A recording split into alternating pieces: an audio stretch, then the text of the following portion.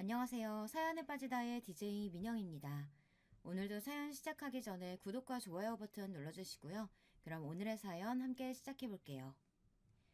안녕하세요. 서울에 살고 있는 30대 중반 남자입니다. 이번에 좀 힘든 일을 겪었는데 혼자 소가리만 하기엔 굉장히 힘들어서 다른 사람에게 말이라도 해보면 괜찮아질까 싶어 사연을 신청해 봅니다. 저는 가족을 소중하게 생각합니다. 하지만 제 부모님이 사랑을 주신 건 아니었어요. 부모님의 잦은 다툼과 아버지의 폭행으로 불행한 가정 환경에서 자랐거든요. 하지만 저는 늘 부모님의 사랑이 고팠습니다. 처음에는 제가 혼자 잘 지내는 사람이라고 생각했어요. 하지만 이제와 생각해보면 너무 외로워서 남들에게 이 모습을 보여주기 싫어 혼자 잘 지낸다고 착각하면서 살았던 것 같네요. 그렇다고 제가 남들처럼 평범하게 다니지는 않았던 것 같습니다. 부모님은 제가 태어나서부터 사이가 좋으시지 않으셨어요. 제 어린 기억부터 싸움이 끊이질 않았거든요. 어머니는 늘 술에 취해 들어오시고 아버지는 그런 어머니를 늘 때리셨어요. 그러다가 둘은 곧 사이가 좋아졌고 또 어느 순간 서로 싸우고 있었습니다. 저는 모든 부모님이 이렇게 사는 줄 알았어요. 그리고 부모님은 늘 화가 난 상태로 저에게 얘기를 해서 저 또한 화난 말투로 얘기를 했어요. 그래서 어릴 때 친구들과 대화를 하면 늘 싸웠습니다. 전 굉장히 억울했어요. 그저 같이 놀고 싶어서 친구들에게 말을 붙인 것 뿐인데 늘 싸움으로 번지니 그 어린 나이에도 생생히 기억날 정도로 답답했었어요. 하루는 친구 어머니가 찾아와 자식 교육 똑바로 안 시키냐고 욕을 퍼부었어요. 그 이야기를 들은 어머니는 화가 잔뜩 나서 저를 때렸습니다. 저는 너무 아팠지만 제가 잘못됐다고 생각해서 맞고만 있었어요. 그리고는 팬티바람으로 쫓겨났습니다. 너무 추워 신문지라도 찾아야 하나 싶었지만 너무 창피해 움직이지를 못했어요. 다행히 옆집 할머니께서 저를 발견해서 저는 옆집으로 가서 몸을 녹였습니다. 할머니 집에 들어서니 구수한 된장 냄새가 났어요. 어릴 때 기억이라 생생하게는 잘 기억이 안 나지만 그 냄새만큼은 저를 따뜻하게 맞아줘서 아주 좋은 기억으로 남아 있습니다. 그리고 할머니는 제게 옷을 줬습니다. 제 몸보다는 컸지만 제법 맞는 옷을 받았어요. 옷에서는 장럭송 쿰쿰한 냄새가 났었지만 저는 그 쿰쿰한 냄새가 너무 좋았습니다. 처음으로 사람의 온기를 느껴서 그런지 그 냄새마저 행복했어요. 몇 시간이 지나고 어머니가 저를 찾는 소리가 들렸습니다. 어머니는 늘 술에 깨면 저를 찾아 미안하다고 하셨거든요. 그날도 어김없이 저를 찾고 있는 소리가 들렸어요. 저는 가만히 할머니를 쳐다봤습니다. 가기가 싫었거든요. 하지만 할머니는 가야 한다며 엄마가 걱정한다고 빨리 가보라고 했습니다. 엄마가 걱정하니까 오늘은 이만 가고 다음에 또 놀러 오너라. 이 할미가 맛있는 과자랑 밥도 주마. 착하지? 저는 그 후로 옆집 할머니 집에 종종 놀러 갔습니다. 가끔은 할머니가 저를 보며 눈물을 훔칠 때도 있었는데 할머니 손자가 사고로 세상을 떠났다고 하더라고요. 그래서 할머니는 저를 더 예뻐해 주셨어요. 하지만 그 행복도 곧 끝나고 말았습니다. 그날도 어김없이 옆집 할머니 집으로 놀러 갔는데 들어가자마자 식은땀이 나고 온몸이 붓고 말았어요. 할머니가 쓰러져 계셨거든요. 할머니를 아무리 흔들어 깨웠지만 일어나지 않았어요. 그래서 전 슈퍼 아주머니께 달려가 울면서 할머니가 쓰러졌다고 말했죠. 너무 당황해서 그땐 어디에 전화를 해야 하는지 몰랐거든요. 다행히 할머니는 정신을 차리셨지만 상황이 안 좋아져서 병원에 지내셔야 했습니다. 그래서 전 더는 갈 곳이 없어졌어요. 갈 곳이 없어진 저는 집에 있어야만 했어요. 친구도 없어서 혼자 지내야 했습니다. 배가 너무 고파 라면을 끓여 먹었어요. 하지만 그땐 라면을 처음 끓여 먹는 거라 완전 한강물에 면은 퉁퉁 불어서 정말 맛이 없었습니다. 라면을 먹는데 옆집 할머니가 너무 보고 싶어 닭똥 같은 눈물을 흘리며 라면을 먹었습니다. 너무 맛이 없어 버리고 싶었지만 음식을 버렸다고 맞을까 입에 꾸역꾸역 넣었습니다. 결국 저는 체해서 그날 고생을 했었어요. 부모님 두 분 다 계시지 않아서 혼자 끙끙 앓아야 했어요. 하지만 너무 참을 수 없이 열둔하고 계속 토를 해서 어머니에게 전화를 할 수밖에 없었습니다. 약 있잖아. 약 먹어. 엄마, 열도 나고 너무 아파요. 전화 속에는 어머니가 어떤 남자와 희리낙낙 떠드는 소리만 들렸었어요. 저는 결국 그날 하루 꼬박 혼자 고생했습니다. 며칠 뒤 옆집 할머니는 다시 돌아오셨어요. 저는 너무 반가워서 할머니 집으로 갔습니다. 하지만 전 기쁘게 인사를 하지 못했습니다. 할머니는 살이 너무 빠지셨고 저를 보고 웃어도 웃는 게 아니라는 생각이 들었거든요. 살아있는 사람이라고는 생각 들지 않을 정도로 메말라 있었어요. 놀란 마음을 가라앉히고 할머니에게 안부 인사를 하러 갔습니다. 할머니는 힘겹게 웃으며 제 얼굴을 쓰다듬어 주셨어요. 그리고는 다시는 보지 못할 거라고 제게 봉투 하나를 주셨습니다. 할머니는 어떤 아저씨를 따라갔고 저는 울며 할머니에게 가지 말라고 드러누웠어요. 할머니는 떠났고 저는 그 자리에서 펑펑 울었습니다. 할머니가 준 봉투 안에는 10,000원짜리 돈이 들어있었고 메모지에는 마지막 선물이라고 아껴서 잘 쓰라고 적혀 있었습니다. 그 돈을 어떻게 쓰겠어요. 할머니의 마지막 선물이라는 생각에 저는 아무도 보지 못하는 곳에 숨겨두었어요. 하지만 이내 저는 이 돈을 뺏기고 말았습니다. 아버지가 돈이 필요해서 집 구석구석 뒤지고 있는 걸 지켜보고 있었죠. 괜히 또 가서 다시 숨겼다가는 맞을 것 같아 가만히 있었습니다. 역시나 아버지는 제 돈을 찾았어요. 돈이다. 근데 이거 내가 숨긴 게 아닌데? 아버지는 저를 쳐다봤어요.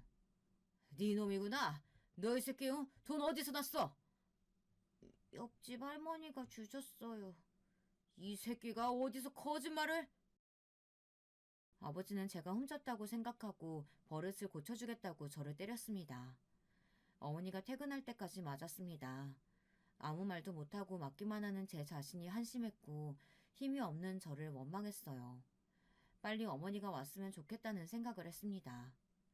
하지만 그날 어머니는 오지 않았고 지친 아버지는 제 돈을 들고 나갔습니다. 울 힘도 없었어요. 너무 많이 맞아서 아프지도 않았습니다. 그냥 아무런 감정이 없었어요. 점점 졸려와 잠이 들었어요. 차가운 무언가가 제 등에 느껴져 일어나게 됐습니다. 할머니? 옆집 할머니가 있는 게 아니겠어요? 근데 조금 달랐어요. 예전 모습을 하고 저를 보고 울고 계셨습니다. 조금 다른 건 머리 모양과 눈 모양이었고 조금 더 늙어 있었어요. 누구세요? 옆집 할머니라고 착각했던 할머니는 제 친할머니였어요. 어릴 때 보고 한 번도 보지 못해서 알아보지 못했어요. 할머니는 괜찮다며 누워있으라고 했어요. 그제야 저는 제 몸이 말이 아니라는 걸 알게 됐습니다. 긴장이 풀려서 그런지 점점 고통이 오더라고요. 팔도 부러진 것 같고 온몸이 부러진 것처럼 너무 아팠습니다. 할머니는 안쓰러운 표정을 하시곤 연고를 발라주셨어요. 오랜만에 누군가의 걱정을 받아 그런가 처음으로 맞은 게 다행이라고 생각을 했습니다. 그때 어머니가 또 술에 취한 채로 집에 들어왔습니다. 어라? 어머니네? 어라, 어머니 돌아가셨는데? 우리 집에는 왜 왔어요? 너는 네 새끼가 보이지도 않아? 돌아가시긴 여기 살아계신다. 아이, 할머니. 아, 나 해장국 좀. 이년아, 너는 네 자식 맞고 이 지경 됐는데도 아무 생각이 안 들어? 아니, 왜 나한테 소리를 질러요? 맞을 짓을 했으니까 맞았겠지. 아, 나도 맞는데 쟤라고 안 맞겠어? 이 썩을 놈의 자식이? 아이고, 저런 놈이 어른이라고. 그날 저는 친할머니를 처음 봤습니다. 처음 봤지만 할머니의 사랑이 느껴졌어요. 시골집이 멀어 자주 올라오시지는 않았지만 오실 때마다 내 새끼, 예쁜 우리 강아지 이러면서 제게 좋은 말만 해주셨어요. 그래서 저는 할머니와 살면 얼마나 행복할까 매일 할머니와 같이 사는 상상을 하며 하루하루를 버텼습니다. 부모님은 여전했습니다. 집안은 늘 싸움 소리만 들렸고 아버지는 분이 풀릴 때까지 어머니를 때렸어요.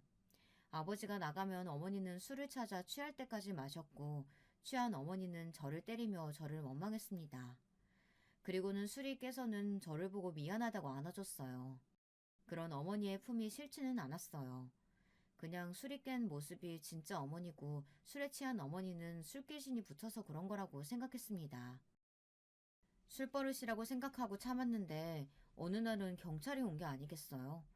하지만 경찰은 애를 그렇게 혼내면 안 된다고 살살 혼내라고 하곤 그냥 갔습니다.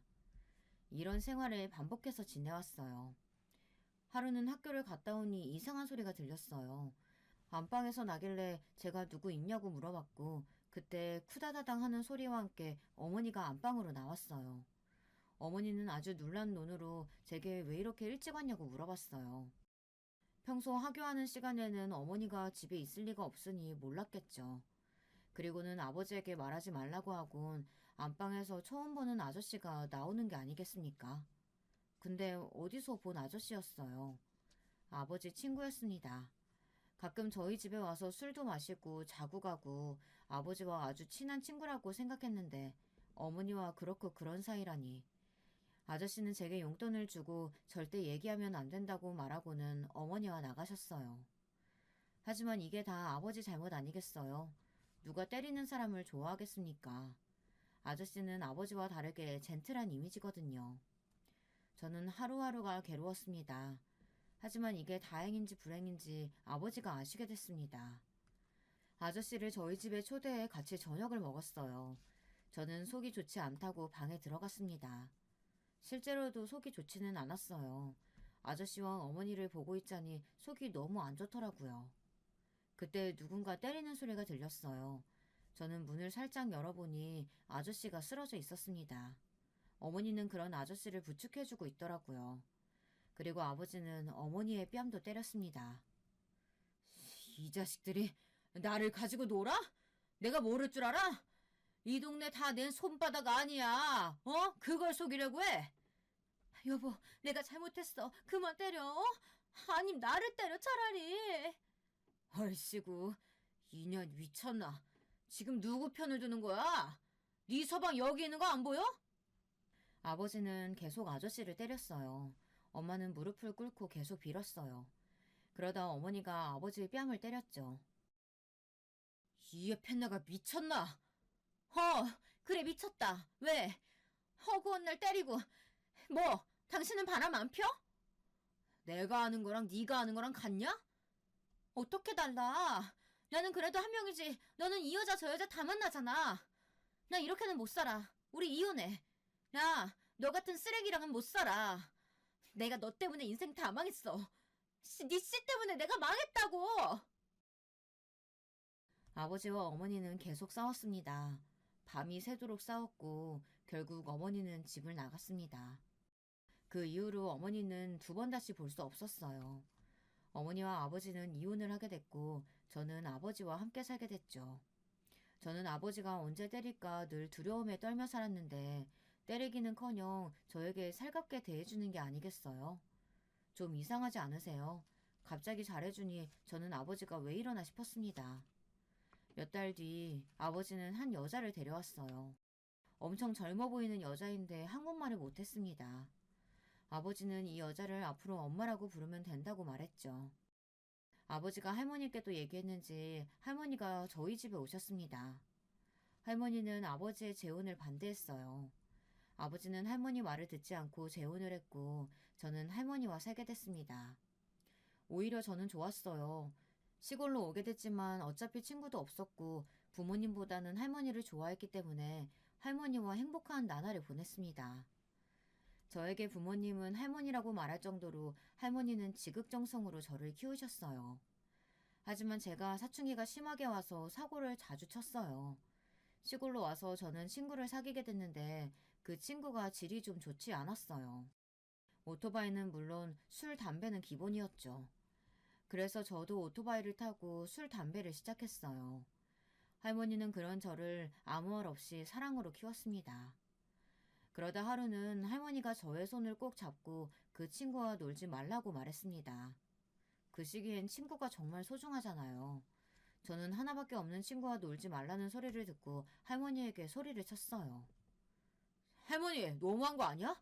하나뿐인 손주 미치는 꼴 보고 싶어? 그 말 한마디를 하고 저는 집을 나왔습니다. 그리고 오토바이를 타고 도로를 달렸어요. 그때 저는 제 인생에 대해 생각을 하게 됐습니다. 인생에 대한 회의감이 들더라고요. 가정폭력에 부모님의 외도, 방황하는 나, 제 인생이 참 보잘것없다고 느껴졌습니다. 그러다 저는 트럭에 부딪히고 말았어요. 달리고 있다가는 기억이 없었습니다. 그냥 붕 뜨는 제 몸만 기억나고 그 후는 기억이 나지 않았어요. 잠깐 눈을 떴던 것 같은데 꿈인지 아닌지 모르겠어요. 할머니가 제 손을 잡고 사람만 달라고 빌고 있는 모습을 봤습니다. 저는 그 모습을 보고 다시 잠에 들었고요. 그리고 정신을 차렸을 땐 할머니가 어렸을 때처럼 저를 간호하고 있었어요. 옛날 생각이 나더라고요. 저는 며칠 동안 일어나지 못했다고 했어요. 할머니는 몇 날 며칠 밤을 새워가며 저를 돌봐줬다고 했습니다. 할머니는 의사 선생님 손을 잡고 감사하다고 연신 인사를 했고 저를 안고 울면서 다행이다 얘기했죠. 그 모습을 보고 저는 무슨 짓을 했는가 생각을 하게 됐습니다. 그 이후로 저는 오토바이는 타지도 않았어요. 술, 담배 또한 하지 않았고 그 친구와도 더는 만나지 않았습니다. 할머니는 그 후로 지치셨는지 편찮으셔서 계속 누워 계셨어요. 아픈데도 제 밥 챙겨준다고 늘 저녁을 차려줬어요. 그러다 할머니가 잠시 현기증이 나셨는지 넘어지고 말았습니다. 근데 팔을 잘못 디뎌 팔이 퉁퉁 부었죠. 바로 병원에 가니 뼈가 부러졌다고 당분간 팔을 못 쓴다고 하더라고요. 저희 나이야 뼈가 잘 붙지만 할머니 나이엔 잘 붙지도 않는다면서 천천히 지켜보자고 했어요. 저는 할머니를 도왔고 저녁밥은 제가 지어드렸어요. 처음 만들어보는 밥은 참 맛이 없었습니다. 그래서 더욱더 할머니를 존경하게 됐어요. 다들 어떻게 그렇게 정성껏 매일 요리를 하는지 정말 대단하다고 생각이 들었습니다. 저는 할머니 덕에 정신 차리고 마음을 다잡고 공부를 열심히 해서 서울에 있는 대학교에 들어갈 수 있게 됐습니다. 할머니와 떨어지는 건 마음이 아프지만 아버지 집에서 지내기로 했어요. 다행히 아버지와 새어머니는 저를 반갑게 맞아주셨고 둘 사이에는 자식이 없어 새어머니는 저를 친자식처럼 대해주셨어요. 하지만 불편했어요. 나이 차이가 얼마 안 나는 것도 이상했고 어머니에게 죄를 짓는 것 같기도 했거든요. 그리고 좀 이상한 부분이 있었습니다. 그렇게 어머니는 때렸으면서 새어머니는 때리지 않더라고요. 사람이 정신을 차렸나 싶었는데 그건 제 착각이었습니다. 어느 날 보니 새어머니 팔에 멍자국이 있더라고요. 그 멍은 제가 모를 수가 없었어요. 맞고 나서 다음날 생기는 멍이라고 확신을 했어요. 저는 조심스럽게 새어머니에게 물어봤습니다. 새어머니는 눈치를 보면서 가끔 때린다고 말하더군요. 예전보다는 아닌 것 같지만 술을 마시면 때린다고 했어요. 새어머니에게는 미안하지만 빨리 아버지 품에서 벗어나고 싶어 저는 장학금을 받아 기숙사로 들어갔습니다. 이젠 부모님과 엮이고 살고 싶지 않았어요. 시간이 지나 저는 군대를 가게 됐고 군대 제대 후 혼자 살 집을 구해 열심히 아르바이트도 하고 공부도 열심히 해서 꽤 괜찮은 직장을 가지게 됐습니다. 퇴근 후 오랜만에 친구들과 술 한잔을 하고 있었는데 제 이상형이 지나가는 겁니다. 무슨 용기였는진 모르겠지만 바로 전화번호를 물어봤어요. 하지만 그땐 남자친구가 있다고 거절을 당했습니다. 하지만 인연은 있나 봅니다. 소개팅에 나갔는데 그때 그 사람이 앉아있는 겁니다. 스쳐갈 뻔했던 사람은 제 아내가 되었어요. 저희는 결혼을 전제하에 만나기로 했고 아내도 취업에 성공해 결혼을 하기로 했어요. 하지만 허락을 받는다는 게 쉽지만은 않더라고요. 처갓집 식구들이 좀 까다로운 성격이라 힘들었습니다. 음식 취향, 음악 취향, 옷 취향 등 다양한 걸 물어보더라고요. 그리고 제일 중요한 건 처음 장인어른을 뵐 때였습니다. 각오를 하고 가야 했어요. 아내 말로는 장인어른이 술을 좋아하는 편인데 술이 센 사람을 좋아한다고 말하더라고요. 저는 술을 그리 즐겨하는 편도 아니라 걱정을 했어요. 주량이 약한 편은 아니라 다행이지만 제가 취할 정도로 먹어본 적이 없어서 어느 정도인지 몰라 걱정이 됐습니다. 그래, 술은 좀 하나? 네, 좋아합니다. 점수를 따기 위해 저는 거짓말을 했고 한두 잔 장인어른과 마시다 보니 서서히 필름이 끊기고 말았습니다. 그날 저는 집에 가지도 못하고 처갓집에서 잠이 들었습니다. 속이 말이 아니었어요. 그리고 걱정이 물밀듯이 흘러넘쳤죠. 근데 웬걸 장인어른께서 저를 좋게 보는 게 아니겠습니까? 장인어른도 오랜만에 너무 많이 마셔서 속이 아프다고 웃으면서 제게 장하다고 이런 사이가 와서 든든하다고 하셨어요. 기억은 안 나지만 사고치지 않고 잘 마신 것 같아 한시름 났습니다. 장인어른은 그렇게 허락을 받았고 이제는 장모님만 남았죠. 분명 취향 이야기를 말했을 땐 저를 꽤나 마음에 드는 눈빛으로 본 것 같았지만 장모님은 완전히 허락한 건 아니라고 말했습니다. 장모님은 제가 부모님과 연락을 하지 않는다고 하니 이상하게 생각하시는 것 같았어요. 모든 속사정을 말했다가는 결혼을 반대할 것 같아서 그냥 성격 차이로 이혼을 했는데 서로 재혼을 해서 연락을 피하고 있다고 거짓말을 했어요. 대신 할머니 손에 자라 부모님 같은 존재라고 말했습니다. 상견례를 따로 하지는 않았고 아내와 제가 할머니 댁으로 가기로 했어요. 할머니 댁으로 가는 날 할머니께 아내를 소개시켜줄 생각에 들떴지만 아내는 표정이 좋지 않더라고요. 왜 그래? 어디 아파? 아니, 제 물음에 아내는 점점 표정이 굳어갔습니다. 이유라도 알면 해결을 해줄 텐데 모르니까 답답했어요. 몇 분 뒤 아내는 말을 열었어요. 왜 말 안 했어? 저는 아내의 말에 식은땀이 났습니다. 잘못한 건 없지만 괜히 그런 말을 들으면 잘못한 게 있나 생각을 하게 되더라고요. 저만 그런가요? 저는 아무리 생각해도 떠오르는 게 없었습니다. 나는 이렇게 시골인지 몰랐어. 이 정도면 자기가 모셔와야 하는 거 아니야? 나 이런 시골에서 잘 못 지낸단 말이야. 아내의 말에 저는 어처구니가 없었습니다. 자고 가는 것도 아니고 잠깐 인사를 드리러 가는 건데 시골이라 힘들다니. 물론 멀기는 하죠. 이해는 하지만 그런 걸로 투덜거리니 저도 화가 나더라고요. 좋은 날 좋게 넘어가려고 했지만 그런 말을 들으니 저도 참을 수가 없었습니다. 저희 둘은 둘 다 아무 말도 없이 할머니 댁에 갔습니다. 그래도 할머니를 보면 다를 거라고 생각했는데 여전히 표정을 풀지 않은 채 할머니와 대화를 하더라고요. 처음이고 어색하니 그럴 수 있다고 생각해서 마음을 비우기로 했습니다. 그 다짐도 얼마 가지 않아 할머니가 아내를 만지려고 하면 피하는 것 같았어요. 결국 저는 서울로 올라가는 길에 아내에게 한 소리 했습니다. 할머니 손은 왜 피해? 안 피했어. 피했잖아. 내가 다 봤는데 뭘. 아니야, 나 피한 거 아니야. 우연히 피한 것처럼 보였나 보지. 아내는 피한 게 아니라면서 잡아댔고 싸워서 뭐하나 싶어 말을 아꼈습니다. 저희는 그렇게 결혼을 하게 됐고 신혼을 즐기고 있었어요. 아주 치열하게요. 저희는 생활 패턴이 맞지 않아 많이 싸웠습니다. 제 아내는 정말 더러웠습니다. 연애할 때는 너무 깔끔해서 결벽증이 있는 게 아닌가 걱정할 만큼 깨끗했는데 속아서 이혼을 하고 싶을 만큼 너무 지저분했어요.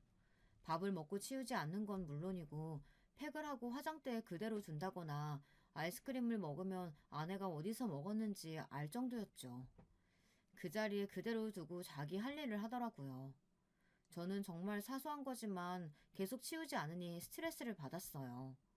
하루는 제가 치워주지 않기로 결심을 하고 일주일 동안 지켜봤는데 일회용 렌즈, 팩, 화장품, 옷, 먹다 남은 과자들 다 점점 쌓이기 시작하더라고요. 옷이야 그렇다 치고 간단한 쓰레기 정도는 그냥 바로 버릴 수 있는 거 아닙니까? 하루는 일회용 렌즈가 벽에 붙어 있는 겁니다. 이거 정말 장난이 아니고 진짜로요. 아니 그걸 왜 벽에다 붙이죠? 여러분은 이해가 가나요? 참다 참다 저는 폭발하고 말았습니다. 당신 제발 치우면 안 될까? 나도 더 이상 치워주기가 힘들어서 그래. 제발 좀 치우고 살자. 참고 참다가 저는 아내에게 얘기를 했습니다. 응? 왜? 나름 정리했는데. 쓰레기 쌓아두는 게 정리야? 답답할 노릇이었어요. 다들 그런 경험 있나요? 말문이 턱 막히는 그런 경험이요. 아내의 순수한 표정을 보니 어디서부터 어디까지 말을 해야 할지 모르겠더라고요. 아니, 그건 정리가 아니고 그냥 밀어둔 거지. 쓰레기를 정리하는 게 어딨어. 그냥 치우면 되는 거지. 그럼 자기가 하면 되잖아. 그러니까 이때까지 그랬는데 이제는 좀 지쳐서 당신도 좀 하라고 말하는 거야. 나도 참다가 안 될 것 같아서 좋게 얘기하는 거야. 그게 좋게 얘기하는 거야? 아, 자기는 인상 쓰고 얘기하는 게 좋게 얘기하는 건가 보다. 아내는 제 말보다 표정에 꽂혀서 계속 표정 이야기만 했습니다. 결국 정리 문제는 무용지물이 되었어요. 정말 답답했습니다. 말이라도 통하면 대화라도 해볼 텐데 대화는커녕 싸우기만 하니 물론 제가 조금 세게 이야기하는 것도 있을 겁니다. 제가 워낙 말을 세게 해서 그렇게 들릴 수도 있겠죠. 하지만 연애할 때 그걸로 많이 싸웠고 시간이 지나서는 아내가 이해한다고 얘기를 했었는데 이젠 표정까지 뭐라고 하니 할 말이 없었어요. 아니 표정은 화가 나면 당연히 안 좋을 수밖에 없지는 않나요? 처음에 좋게 치우라고 얘기했을 땐 듣지도 않고 인상을 찌푸리고 얘기하니 인상 찌푸렸다고 뭐라고 하니 말하기가 싫었습니다. 그렇게 이 문제는 그냥 넘어가고 말았습니다. 그리고 몇 달 뒤 저희는 이 문제로 다시 싸우고 말았습니다. 하지만 결국 아내와 말이 통하지 않는 것 같아 제가 포기하기로 했어요.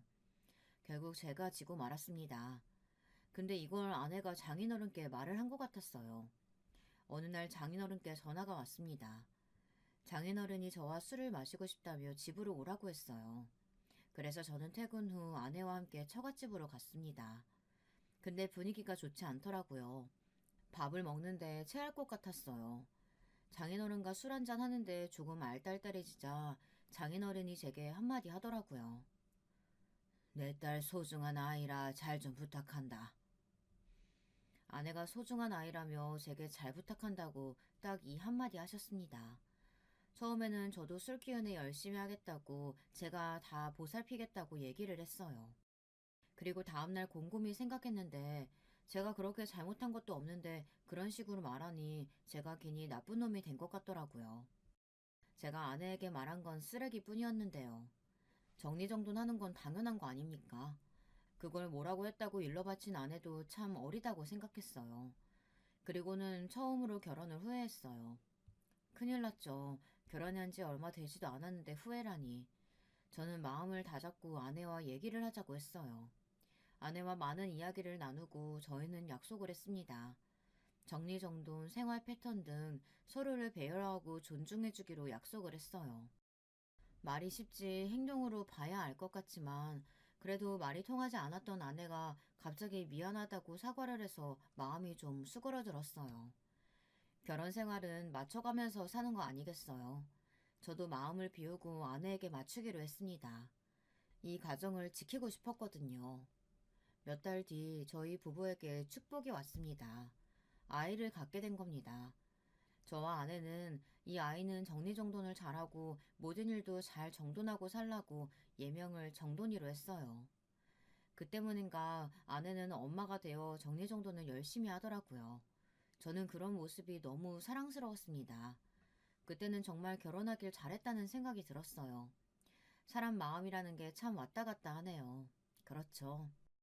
할머니는 그 소식을 듣고 서울로 올라오신다고 했어요. 저는 거동도 불편한데 뭘 오나며 말렸지만 꼭 봐야 한다며 오겠다고 하시더라고요. 그래서 저희가 내려가겠다고 했습니다. 근데 제가 그랬으면 안 된다고 생각했어요. 아내에게 내려가자고 얘기했더니 몇 시간을 차 타고 그 시골에 가야 하냐며 힘들다고 화를 내는 게 아니겠어요. 처음에는 너무하다는 생각이 들었습니다. 하지만 아내가 시골을 좋아하지도 않고 임신을 해서 스트레스를 받지 않는 게 좋을 것 같다고 생각해서 내려가는 건 나중에 내려가서 인사드리자고 말했어요. 생각해보면 처갓집을 6시간 차 타고 가서 눈칫밥 먹으며 있으면 힘들 것 같기도 하다는 생각에 괜히 미안했습니다. 대신 제가 할머니를 모셔오기로 했어요. 할머니는 손자 며느리에게 꼭 밥을 차려주고 싶다며 서울에 와서 보고 싶다고 말했어요. 그리고 저희가 어떻게 사는지도 보고 싶다고 말했습니다. 할머니를 모셔오고 할머니는 저희를 위해 밥상이 휘어질 정도로 차려주셨습니다. 하지만 아내는 많이 먹지 못했어요. 입덧인지 밥을 제대로 먹지 못하더라고요. 할머니가 계실 동안 아내는 몸이 많이 좋지 않은지 퇴근하고 계속 누워만 있었어요. 저는 할머니를 데려다 드려줬고 아내를 위해 과일을 이것저것 사갔습니다. 아니 근데 기가 막힌 상황이 펼쳐진 겁니다. 아내가 고기를 구워 맛있게 먹고 있더라고요. 저는 어처구니가 없어 아내에게 물어봤습니다. 당신 아픈 거 아니었어? 할머니가 가자마자 아픈 게 없어졌다며 고기를 먹으며 말하는데 열이 확 받았습니다. 그리고 더 열이 받았던 건 할머니가 만들어주신 반찬이 음식물 쓰레기에 있는 거 아니겠습니까? 참지 못해 저는 아내에게 소리쳤어요. 너무한 거 아니야? 지금 할머니랑 같이 있기 싫어서 그런 꾀병 부린 거야? 이건 또 왜 버렸어? 할머니 몸도 불편하신데 힘들게 서울에 오셔서 당신이 좋아하는 반찬 해주고 가고 싶다고 하셔서 이렇게 해주고 가셨는데 이걸 왜 버려? 왜 소리쳐? 냄새 난단 말이야. 나 비위 안 좋은 거 알잖아. 근데 그 시골 특유의 냄새도 싫고 반찬에도 그 냄새 나는 것 같아서 너무 싫었다고. 그럼 어떡해? 나도 모르게 헛구열주 나오는데 참아? 아내도 저에게 소리쳤고 저희는 그날 크게 부부싸움을 했습니다. 부부싸움을 크게 해서 그런지 아내는 다시 게으른 아내로 변했습니다. 초반에는 자기도 변해보겠다고 정리정돈을 잘했는데 역시 사람은 쉽게 바뀌지 않나 봅니다. 그런데 아내의 게으름은 점점 심해지고 있었어요. 어느 순간 사람이 계속 누워만 있더라고요. 출장 때문에 며칠 집을 비웠는데 돼지우리가 따로 없었습니다. 아내는 회사도 그만두고 먹고 자고만 반복하고 치우지도 않았어요. 제가 너무 심하게 굴었나 싶어서 아내가 괜찮아질 때까지 기다려줬습니다. 집안일은 당연히 제가 했고요. 몇 달을 그렇게 생활했어요. 그렇게 생활하다 보니 너무 힘들었어요. 아내가 회사를 그만두는 바람에 수입은 줄어들고 제가 밤에 대리를 뛸 수밖에 없었습니다. 물론 제 벌이로 알뜰하게 살 수는 있지만 곧 태어날 아기를 위해서 조금이라도 돈을 더 벌기 위해 투잡을 해야 했어요. 그리고 아내가 먹고 싶다는 게 많아져서 매일 배달 음식으로 때우느라 지출이 더 늘어났습니다. 그래서 열심히 돈을 벌 수밖에 없었습니다. 그런데 어느 날 카드 명세서가 날라왔는데 보자마자 제 눈을 의심했습니다. 몇백이 찍혀 있는 겁니다. 저는 바로 아내에게 전화를 했습니다. 이게 뭐야? 당신 미쳤어? 아니, 동창회 가는데 백 하나 없이 갈 순 없잖아. 내가 새거 산 것도 아니고 중고로 하나 샀어. 그 정도는 할 수 있잖아. 지금 우리 이제 돈 모으기 바쁜데 그걸 사면 어쩌자는 거야. 알겠어. 그럼 내가 알바라도 하면 되잖아. 끊어. 아내는 짜증을 내며 제 전화를 끊었습니다. 방귀 낀 놈이 성낸다고 아내는 저에게 화를 냈어요. 돈 버는 사람 따로 있고 쓰는 사람 따로 있고 매일 치우는 것도 저인데 저는 더 이상 참을 수가 없었어요. 집에 오니 새 집처럼 깔끔하게 청소가 되어 있었습니다. 아내가 미안해서 청소를 했나 싶었는데 어디서 하하호호 웃는 소리가 들렸어요. 아내 친구들이 저희 집에 와 있었어요. 저는 친구들이 오는 것보다 청소를 할 수 있었는데 여태까지 안 한 아내에게 배신감이 들었습니다. 친구가 있으니 예전 저와 연애를 할 때의 모습이 보였습니다. 그때 전 깨달았습니다. 전 모습은 다 꾸며낸 아내이고 게으르고 정리정돈 안 하는 아내가 진짜 모습이라는 걸요. 친구가 가고 저는 아내에게 이렇게는 더는 못 산다고 말했어요. 아내는 그 말을 듣고 충격받았는지 울면서 집을 나갔습니다. 처음에는 신경 쓰지 않겠다고 생각했지만 걱정되는 건 어쩔 수 없었어요. 몇 시간 뒤 처형에게 전화가 왔습니다. 얘기 다 들었어. 우리 집에 와줄 수 있어? 저는 처형 집에 갔고 거기엔 울고 있는 아내가 있었습니다. 너무한 거 아니야? 애가 힘들면 그럴 수 있지. 아이 임신한 애한테 이혼이라니. 네? 저는 이혼이라고는 얘기 안 했는데요. 아니긴 뭐가 아니야. 이런 식으로 살면 같이 못 살 것 같다며. 그게 이혼하자는 얘기 아니야? 아니 그건 당신이 좀 정신 차리고 변했으면 좋겠어서 하는 말이지. 이혼은 무슨 이혼이야. 얘가 뭐 그렇게 크게 잘못했어. 얘 어렸을 때부터 우울증이 심해서 밖에도 안 나갔어. 그래도 자기 일 해보겠다고 일도 하고 결혼도 하고 얼마나 기특한데 그거 하나 못 감싸줘. 아니, 죄송합니다. 처형은 저를 못마땅하게 받고 저는 아내와 함께 집으로 돌아갔습니다. 집에 가는 길에 장모님께 전화가 왔어요. 처형이 얘기했는지 아내가 얘기했는지 모르겠지만 장모님도 저희 싸움을 들었는지 제게 전화해서 딸에게 잘하라고 잔소리를 하더라고요. 그리고 자기가 300 주겠다고 가방 하나 못 사주면서 왜 그렇게 심하게 말을 하냐고 했습니다. 하고 싶은 말이 목 끝까지 차올랐지만 참았어요. 저희 부부는 신혼이라고 생각 못할 정도로 사이가 좋지 않았어요. 그래도 아이를 위해 저는 노력을 하려고 했지만 아내가 마음을 열지 않더라고요. 어쩌겠어요. 제가 참고 아이를 위해 열심히 일하고 집안일도 해야죠. 정돈이가 태어나고 아내는 조금 기운을 차린 것 같았습니다. 엄마가 됐다고 다시 열심히 회복을 하려고 하는 것 같았어요. 하지만 저도 지쳤나 봅니다. 아내를 예전만큼 사랑하지 않는다는 생각이 들었어요. 아이의 엄마라 같이 살고 있다는 느낌이 들었습니다. 그렇다고 아예 사랑하지 않는 건 아니었어요. 하지만 아내의 행동으로 점점 신뢰를 잃었고 같이 살고 싶다는 생각이 들지는 않았지만 정돈이를 위해 참기로 마음을 굳게 먹었습니다. 그렇게 시간이 지나 정돈이는 엄마, 아빠라는 단어를 말할 수 있을 정도로 컸어요. 그 시간 동안 저는 더 지쳐갔습니다. 아내는 밥은커녕 장모님에게 다 맡겨두고 잠만 자고 청소도 제가 다 했어요. 그래서 제가 병원을 다니는 게 어떠냐고 물어봤는데 그건 또 싫다고 했어요. 자기는 이렇게 사는 게 나쁘지 않다고 말하는 겁니다. 나는? 정돈이는? 옆에 있는 사람은 생각 안 해? 우리들이 힘들다고. 어쩌면 우울증보다는 그냥 게으른 게 아닐까 생각이 들었어요. 이혼하고 싶은 마음이 굴뚝 같았지만 참았습니다. 그런데 그날이 오고 말았어요. 저의 모든 분노가 터지고 말았습니다. 할머니가 제 아들을 보고 싶다고 6시간을 버스를 타고 올라왔어요. 할머니가 제게 전화하는 걸 잊고 그냥 저희 집에 찾아온 거였어요. 정돈이는 자고 있어 보지 못했고 아내는 뚱하게 할머니를 맞이했습니다. 이제는 화도 나지 않았어요. 바라지 않았어요. 그냥 제가 잘하면 되니까 신경 쓰이지도 않았어요. 할머니가 밥을 해주셨는데 아내는 깨작깨작 먹더라고요. 할머니는 걱정돼서 물어봤는데도 아내는 대충 얘기를 하더라고요.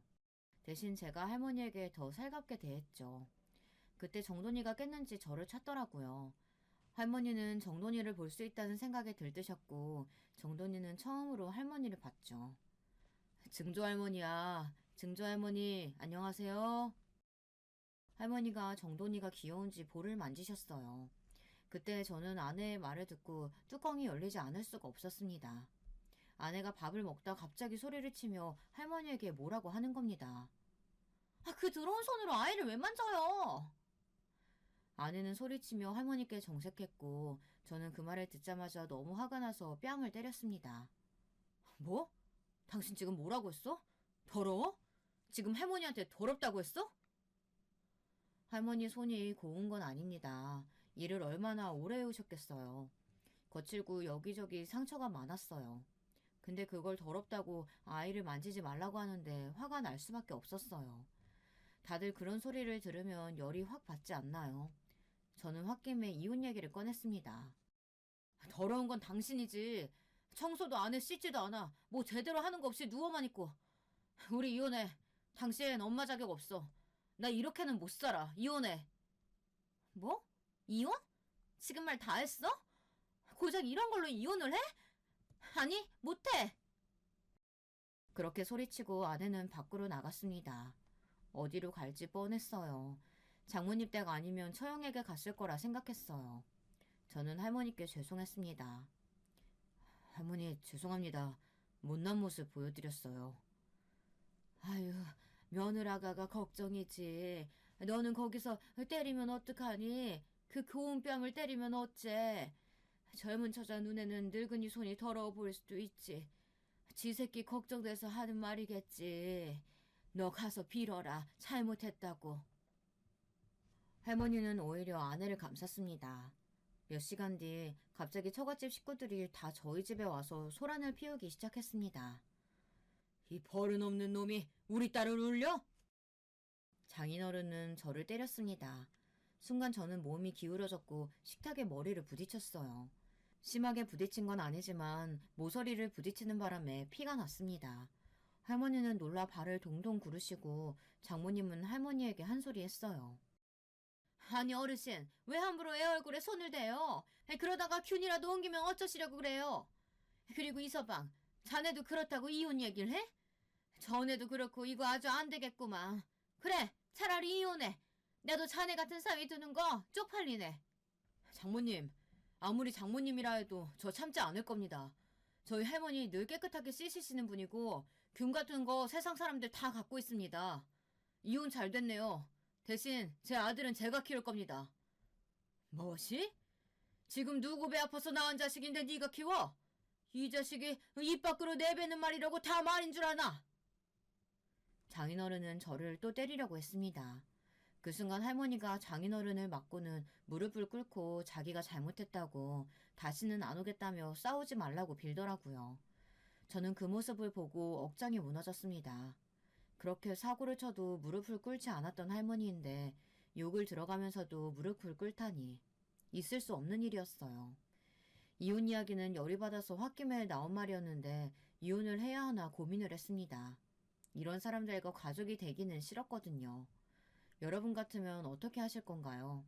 저는 아이를 생각해서라도 이 가정을 지켜야 하나 많은 고민이 되기 시작했습니다. 하지만 처갓집 식구들은 할머니의 말을 들을 생각도 하지 않았어요. 장인어른, 지금 제가 좋게 얘기할 때 저희 집에 나가주세요. 저기 그렇게 소중한 따님, 회사 육아휴직이 아니라 그냥 그만둔 겁니다. 청소도 안 하고 매일 돈만 쓰고 저희 아들보다 못합니다. 제가 대리운전 하는 건 아세요? 장모님과 장인어른은 처음 듣는다는 듯이 아내를 쳐다봤습니다. 아내는 당황해서 저를 노려보더라고요. 아니, 막상 일하려니까 힘들어서 그냥 그만뒀지. 엄마 아빠가 또 뭐라고 할까봐 무서워서 육아휴직이라고 거짓말하긴 했는데 나중에 그래도 다 말하라고 했어. 이놈의 지지배가 정신 안 차릴래? 또 그래? 너 이제 다시는 안 그런다며. 예전에도 그랬으면서 뭐. 네? 그게 무슨. 언니! 알고 보니 아내가 결혼 경력이 있었던 겁니다. 혼인신고는 하지 않아 이혼은 아니지만 결혼식은 올렸고 아내의 본 모습을 본 전 남편은 혼인신고 하기 전에 갈라서 자고 했어요. 저는 그 얘기를 듣고 모두 나가라고 소리쳤어요. 처갓집 식구들과 아내는 제 눈치를 보며 나갔고 할머니는 울고 있었습니다. 아들도 놀라 울고 있었어요. 저는 아이를 달래고 마음을 붙잡고 처남에게 전화를 했어요. 처남은 처갓집 식구들과 친하게 지내지는 않지만 뭔가 아는 게 없나 싶어서 전화를 했습니다. 알고 보니 전 남편은 처남의 지인이라 번호를 받을 수 있었어요. 저는 아내의 전 남편과 만나 아내에 대한 이야기를 들었습니다. 가히 충격적이었어요. 아내에 대한 배신감은 더 깊어졌고 이혼을 해야겠다고 마음을 굳게 먹었습니다. 전 남편에게 들은 바로는 아내가 돈 많은 남자만 꼬시기 유명하대요. 전 남편도 꽤나 돈이 많아 보였고 아내는 적당한 직장에 들어가 깔끔하고 가정적인 척을 하며 남자들을 꼬셨고 그 중에 전 남편이 포함되어 있었다고 했어요. 아내의 더러움과 게으름은 자기가 커버할 수 있었다고 했지만 그 사실을 알고 결혼식을 올리고 바로 그만 살자고 말했대요. 심지어 결혼 준비를 하면서도 다른 남자를 만나고 있었다고 했습니다. 그 말을 듣고 저는 아내를 믿을 수가 없었습니다. 어디서부터 어디까지 진실이고 왜 저런 결혼을 했는지도 모르겠고 다른 사람과 만나지 않았을까 많은 생각이 들었어요. 저는 아내에게 찾아갔습니다. 얘기 좀 해. 미안해. 내가 다 잘못했어. 다시는 안 그럴게. 나 네 전 남편 만났어. 다 들었어. 뭐? 자기가 왜 만나 그 사람을? 이미 지난 일이야. 지금 그게 중요한 게 아니잖아. 그 노인, 아니, 시할머니. 노인네? 그래. 너한테는 노인이지. 내가 가장 존경하고 사랑하는 부모님 같은 존재지만 너한테는 노인네지. 그리고 결혼한 건 왜 속이고 나랑은 왜 사는 거야? 돈 많은 남자 꼬시고 다니는 게 취미라며. 난 뭐 돈도 없고 백도 없는데 나 같은 애랑 왜 살고 애까지 낳아서 사는 거야? 아내는 저에게 미안하다고 자기가 다 잘못했다고 빌었어요. 예전에 철이 없어서 한 짓이라고 저를 만나고 제대로 된 사람을 만나 결혼했다고 했습니다. 하지만 믿기지 않았어요. 속이고 결혼한 사람 말을 믿을 수 있겠어요. 저는 무척 혼란스러웠습니다. 저는 아내에게 빠른 시일 내에 헤어지자고 말했습니다. 그리고는 집으로 돌아갔어요. 그리고 몇 시간 뒤 또 장모님과 정인어른 아내가 집에 찾아왔습니다. 이제는 지긋지긋했어요.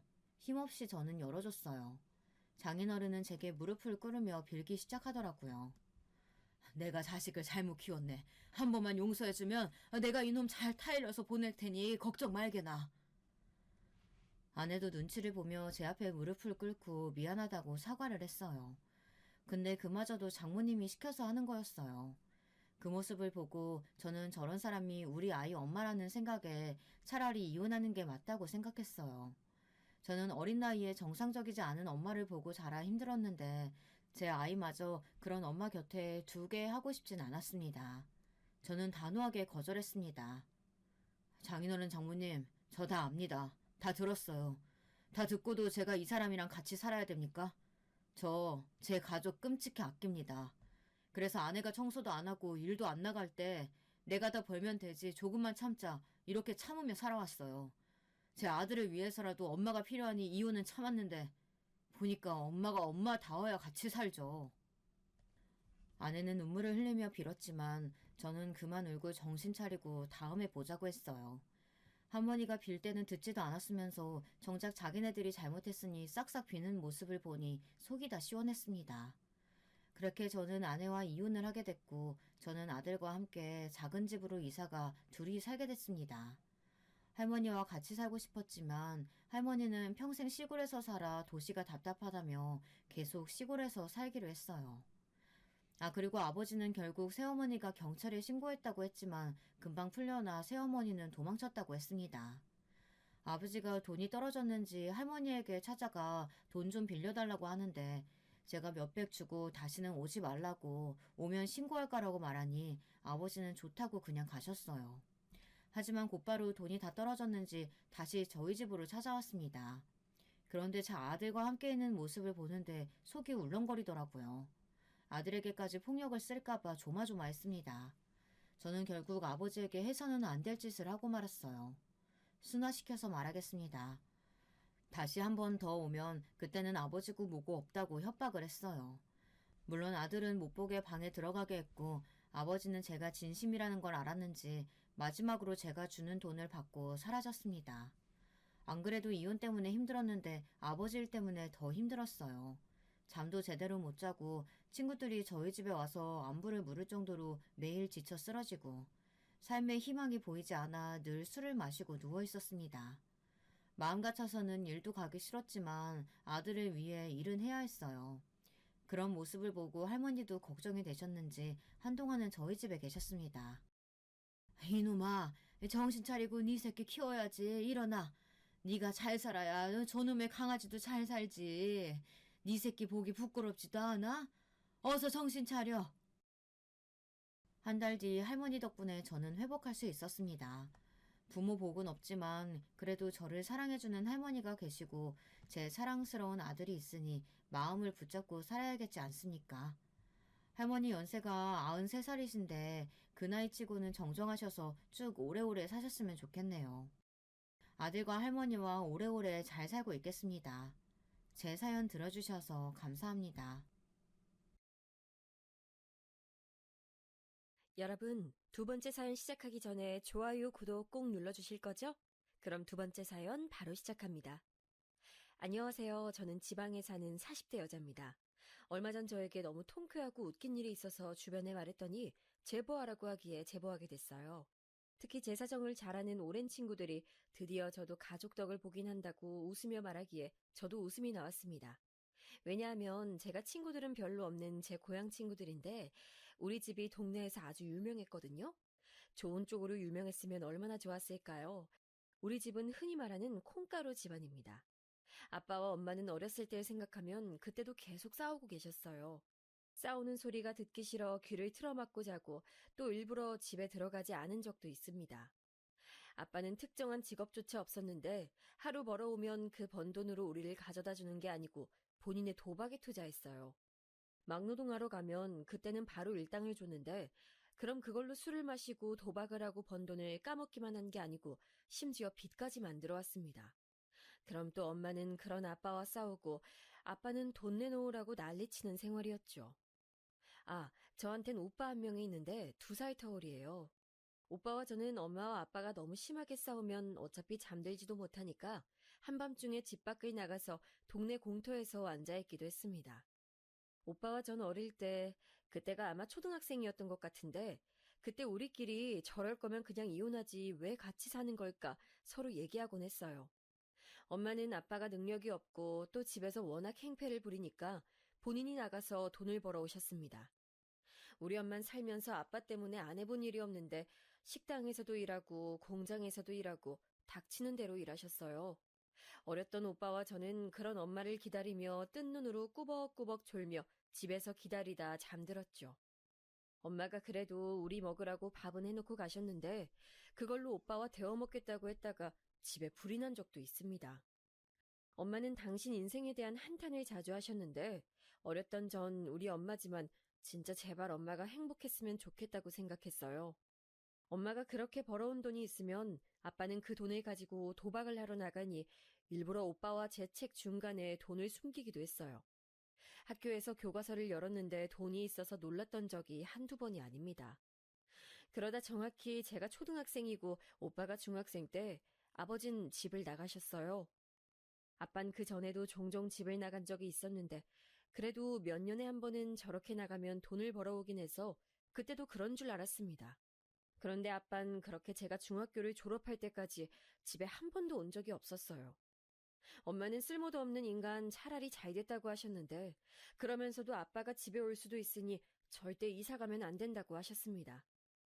그리고 안타까운 소리지만 아빠도 없고 엄마는 일하느라 바빠서 집에 신경도 못 쓰고 우리를 도와줄 조부모님도 다 안 계시니 동네에선 우리를 좋게 보지 않았어요. 똑같은 장난을 쳐도 잘 살고 부모가 멀쩡한 직업을 가지고 있는 오빠 친구는 그저 장난이고 우리 오빠가 하면 마치 범죄처럼 여겨졌습니다. 오빠는 아빠가 집을 나가고 엇나가기 시작했는데 결국 고등학교도 졸업하지 못했어요. 사연 없는 사람이 어디 있겠냐만 우리 오빠가 그렇게 비행 청소년이 된 사연이 있긴 합니다. 오빠 얘기가 제가 오늘 제보할 사연과 연관이 깊어 잠시만 짚고 넘어갈게요. 오빠는 아주 놀랍게도 초등학생 땐 전교회장이었고 선생님들도 오빠를 예뻐하셨어요. 예의 바르고 착하고 친구들도 도와주는 활발한 학생이었고 무려 초등학생 땐 공부도 잘했습니다. 친구가 많고 호전적인 성격인 오빠와 달리 저는 내성적이고 매우 조용한 성격이었는데 그런 오빠 덕분에 초등학교 생활은 아주 편했을 정도였어요. 선생님의 관심을 한 몸에 받으며 오빠는 초등학교를 졸업하고 중학교에 입학했는데 그때 우리 아빠의 행패가 아주 심했을 때였습니다.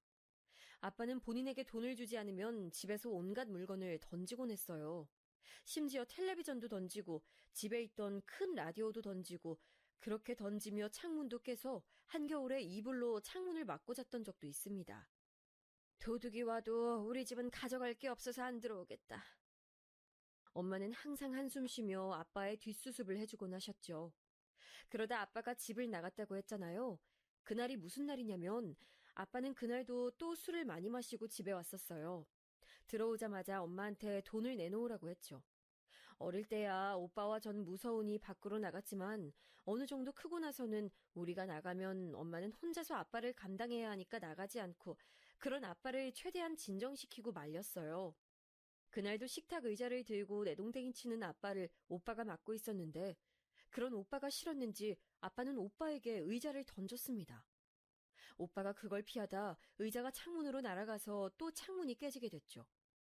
이웃집에 살던 옆집 할머니가 나와서 우리 집에 대고 소리를 지르며 제발 이사 가라고 동네 창피하게 뭐하냐고 하셨던 기억이 나네요. 옆집 할머니는 우리 아빠를 너무 싫어해서 제가 학교 갔다 돌아오면서 마주치면 저보고 한 살이라도 어릴 때 도망가라고 했을 정도였습니다. 무튼 그렇게 또 난리치는 아빠를 막다 순식간에 오빠가 다치게 됐어요. 창문이 깨지며 유리 조각이 많았는데 거기에 얼굴을 다쳐 피가 많이 흘렀습니다. 그걸 보고 엄마는 처음으로 아빠에게 달려들어 화내셨고 아빠도 오빠가 다친 걸 보고 충격받았는지 갑자기 집 밖으로 나갔어요.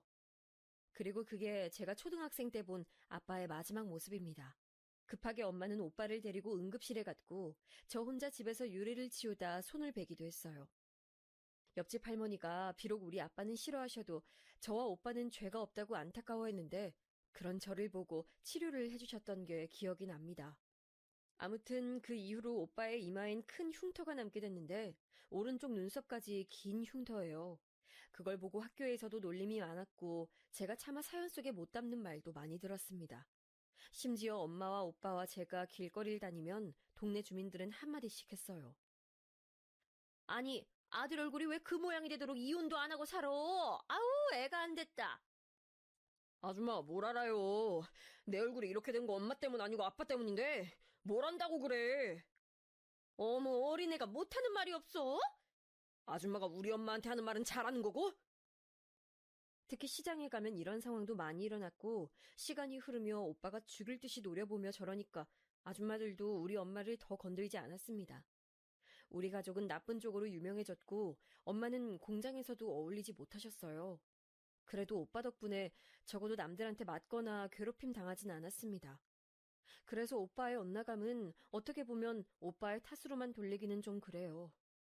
아빠는 빚도 많아서 사채업자들의 집에 찾아오기도 했었는데 오빠가 고등학교를 그만두며 깡패 집단에 들어간 뒤로는 사채업자들이 집으로 오지도 않았습니다. 물론 이 과정에서 저도 학교에서 친구들이나 모르는 사람들 혹은 선생님들이 대놓고 너희 아빤 집 나갔고 오빠는 깡패라며 이런 소리를 해서 진짜 많이 울기도 했어요. 깡패 동생이란 말을 제 이름보다 많이 들었을 거랍니다. 하지만 전 그래도 아빠는 원망해도 오빠는 차마 원망하지 못했습니다. 엄마도 그런 오빠의 인생이 너무 불쌍하다고 밖으로 나돌지 말고 집으로 오라고 했었죠. 그러다 제가 고등학생 때 선생님 중 한 명이 저를 건든 적이 있습니다. 워낙 중학생 때 많이 당해서 선생님들이 저한테 깡패 오빠다 뭐다 그런 말을 해도 타격이 없었는데 그날은 저도 이골이 났던 건지 사건이 일어났었죠. 야, 희선아, 너 그러다 너희 오빠처럼 인생 망칠래? 그렇게 사는 게 좋냐? 제가 무슨 잘못을 했거나 그런 것도 아니었고 단지 옆반 친구가 빌려간 교과서를 아직 돌려받지 못해서 수업 시간에 교과서가 없었던 건데 저런 말을 같은 반 친구들이 보는 앞에서 공개적으로 듣게 됐어요. 저는 그전까진 꾹 참았을 텐데 그날은 유난히 예민했고 또 하필 전날에 오빠가 또 입가에 상처를 입고 왔던 터라 그랬던 것 같습니다. 선생님이 뭔데 우리 오빠를 그렇게 말해요? 뭐? 너 미쳤어? 말버릇이 그게 뭐야? 선생님은 제 말에 잔뜩 화가 났는지 더 막말을 퍼붓기 시작했습니다. 그러면서 제 책가방을 바닥에 던지기도 했어요. 전 도저히 그 자리에서 그런 모욕적인 말을 듣는 것이 견딜 수가 없어 그대로 학교를 나와 집으로 돌아갔는데 하필 오빠가 집에 있었어요. 울면서 학교 끝날 시간도 아닌데 집에 오니까 오빠는 네가 왜 왔냐고 했고 무슨 정신인지 저는 오빠를 부여잡고 우리 인생이 왜 이러냐고 울었습니다. 오빠는 제 말을 듣더니 저를 끌고 학교로 돌아가 그 선생님에게 가서 말 그대로 교무실을 뒤엎었고 그 이후로는 학교에서 교장 선생님도 저를 건들지 않았어요. 덕분에 더 아빠와 오빠를 들먹이며 저를 괴롭히는 사람이 아예 사라졌습니다. 그렇게 전 고등학교를 졸업하고 대학은 형편상 당연히 가지 못했어요. 그래서 졸업하고 공장에 들어가려 했더니 엄마가 반대하셨죠. 엄만 제가 인생을 살면서 나이에 상관없이 할 수 있는 일을 구하라고 차라리 미용실을 추천하셨습니다. 그래서 저는 그냥 막무가내로 동네에 있던 미용실에 가서 처음엔 돈도 받지 않고 일을 하게 됐어요. 작은 동네라 미용실이 2개밖에 없었는데 하나는 우리 오빠 동창 엄마가 하던 가게라 제가 들어갔더니 쫓아내서 가지 못했고 나머지 하나는 그래도 제가 돈을 받지 않겠다고 하니까 일을 가르쳐 주셨습니다. 처음엔 청소만 했는데 그렇게 미용 자재를 구경하는 것으로 시작해서 3년 정도 일하니까 파마 정도는 능숙하게 할 수 있었어요. 그렇게 그 미용실에서 눈칫밥으로 뒤에서 힐끔 쳐다보며 기술을 익혔는데 지금 와서 하는 말인데 되게 힘들었습니다. 미용실이 한 손님이 와도 다 정성껏 상대해야 하는데 갓 고등학교를 졸업한 저한텐 그것부터가 곤욕이었죠. 그래도 미용실 영업이 끝나면 혼자 남아 청소하고 소품 정리를 다 하니까 원장님이 성실하다고 차츰 알려주셨어요. 그렇게 4년 정도 미용실에서 일한 뒤에 갑자기 원장님이 미용실을 접는다고 저에게 말했습니다. 친정 어머니가 아프셔서 아예 친정으로 내려가기로 했다고 원장님은 저에게 미용실 인수하는 것이 어떤지 물어보셨어요. 집에 가서 엄마와 상의했더니 엄마는 인수하자고 하셨습니다. 저도 3년째부턴 적지만 월급을 받고 있었고 엄마도 모아놓은 돈이 있어서 원장님에게 싼 값에 이어받게 됐어요. 엄마는 여전히 공장에 다니셨고 오빠는 깡패였는데 제가 미용실을 인수하고 얼마 지나지 않아 갑자기 집으로 여자 한 명과 아이 한 명을 데려왔습니다. 네 새언니 될 사람이다. 얜 조카야. 오빠, 갑자기 이게 뭐야? 아니 우리 집도 좁은데 너무 당황스럽잖아. 그럼 어떡하냐, 돈이 없는데. 나도 내 새끼 아닌 줄 알았는데 맞는 것 같아. 얼굴이 똑같아. 오빠는 말 그대로 갑자기 새언니와 갓난아기를 데리고 집으로 와서 같이 살기 시작했어요. 심지어 너무 뻔뻔하게 말해서 엄마와 저는 할 말을 잃었습니다. 새언니는 저보다 1살 많았고 도대체 어떻게 만났는지도 모릅니다. 그래도 나쁜 사람은 아니었고 저한테는 아가씨라는 호칭 대신 본명인 희선이라고 불렀어요. 호칭을 따질 집도 아니고 황당해서 그건 상관없었는데 신생아가 갑자기 집에 있으니까 적응하기 힘들었습니다. 오빠는 새언니와 조카를 데려왔으면 집에나 들어올 것이지 어딜 싸돌아다니는지 집에 들어오지도 않고 새언니는 조카를 봐야 하니 돈을 벌러 나갈 수도 없었죠. 결국 안 그래도 힘들게 살던 엄마와 전 식구가 늘어 더 고생해야 했어요. 무엇보다 신생아를 키우는 게 그렇게 힘든 일인 걸 전 그때 알게 됐는데 기저귀와 분유 비용이 기상천외할 정도로 비쌌습니다. 아이니까 당연히 토도하고 옷이 금방 더러워졌는데 집에선 한계가 있어 새언니는 아예 갓난아기를 데리고 제가 일하는 미용실에 와 있기도 했어요. 언니가 성격이 밝은 건 좋았는데 일하는 데 와서 아이는 울고 언니는 그런 아이를 보는 게 버거우니까 저한테 의지하고 너무 힘들었어요. 그래도 오빠가 데려온 사람들이니 최대한 맞춰주며 힘들게 살고 있었는데 우리 미용실 단골 손님 중 하나가 저에게 갑자기 남자 한 명을 소개해준다고 했습니다. 제 형편에 무슨 결혼이냐고 거절했는데 마침 옆에 있던 새언니와 단골 아줌마는 합세해서 저에게 꼭 받아보라고 하며 급기야 그 남자를 우리 미용실로 데려왔어요. 알고 봤더니 단골 아줌마의 친구의 친구 아들이었는데 저보다 2살 많았습니다. 머쓱하고 민망해하던 저와 달리 능글맞게 첫 만남인데도 웃으면서 대화를 이끄는 그 사람을 보고 새언니는 무조건 저 사람 잡으라고 난리를 쳤죠. 그 남자는 제가 마음에 들었는지 우리 미용실을 자주 찾았고 결국 우린 사귀게 됐습니다. 사귀면서 알게 된 사실은 남자친구는 바로 옆 동네에 살았고 아버지와 둘이 시장에서 채소 배달을 하고 있었어요. 이름은 제덕이었고 위로는 누나가 2명이 있었습니다. 제덕 씨는 소심한 저와 달리 호탕하고 당당했는데 그 모습이 되게 멋있어 보였어요. 그래서 저는 이런 사람이라면 결혼을 해도 괜찮겠다고 생각하게 됐습니다. 제덕 씨가 결혼하자며 저를 본인 집으로 데려갔는데 집안의 막내라 가족들이 되게 예뻐하는 게 느껴졌어요. 제 유일한 고향 친구인 하늘이가 누나 2명 이상인 집과는 결혼하는 게 아니라고 하며 말렸지만 전 좁은 집에서 갓난아기와 새언니와 같이 사는 것도 이미 이골이 난 상태라 거의 도망치듯 결혼 준비를 하게 됐습니다. 시부모님은 제가 미용실 일을 한다고 하니까 그래도 직업이 있다며 결혼 허락을 하셨어요. 그런데 저는 양가 인사도 마치고 상견례까지 했는데 예기치 못한 일이 일어났습니다. 그날은 힘들게 일하고 집으로 갔는데 현관문을 열자마자 전 이상한 분위기를 눈치챘어요. 일단 집안 대부분이 여자라 남자 신발은 오빠가 유일했는데 그 신발은 오빠의 것이 아닌 걸 단박에 알 수 있었죠. 설마 하는 마음으로 집에 들어갔더니 누가 있었는지 아세요? 눈치채신 분도 있으실 것 같은데 네, 맞아요. 아버지가 집에 와 있었어요. 제가 더 황당했던 건 아버지의 행색도 그랬지만 엄마의 표정이었습니다.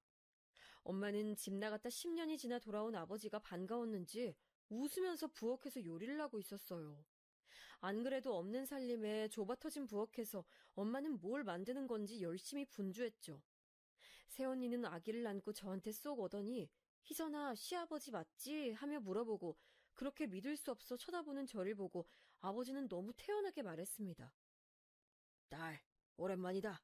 잘 지냈냐? 너 미용실 한다며? 잘 됐다. 아빠 머리 깎아줘. 사람이 너무 황당하면 아예 아무 말도 나오지 않는다는 걸 아세요?